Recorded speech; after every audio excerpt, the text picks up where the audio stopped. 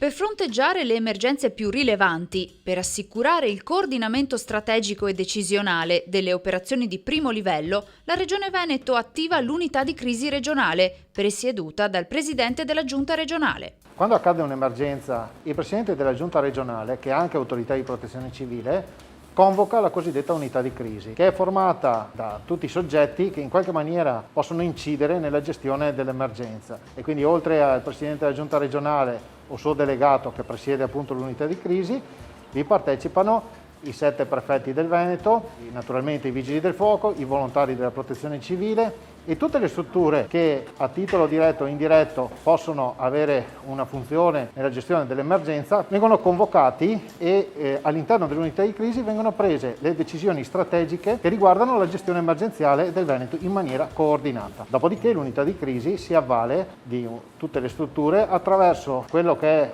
il primo suo braccio operativo, che è la sala operativa e all'interno della quale passano tutte le decisioni che vengono prese a livello strategico e centrale dall'unità di crisi. Questa è una struttura che è stata particolarmente impegnata, peraltro durante l'emergenza Vaia, dove abbiamo testato purtroppo sul campo cosa vuol dire gestire un'emergenza così complessa e che ha riguardato tutto il Veneto e per parecchi giorni.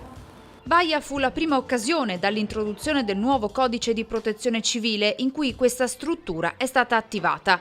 Attualmente e da oltre un anno è invece in campo per l'emergenza Covid-19. La struttura del volontariato è una struttura flessibile, si presta a rispondere in maniera efficace ed efficiente sia per eventi che richiedono brevi impieghi, sia per eventi che si protraggono nel tempo. Un'esperienza è stata quella del Covid, che ci vede impegnati da oltre un anno e mezzo a supporto delle strutture sanitarie. Le organizzazioni di volontariato si sono attrezzate per garantire la loro presenza continuativamente per tutto questo periodo. Regione Veneto, sicurezza sempre al primo posto.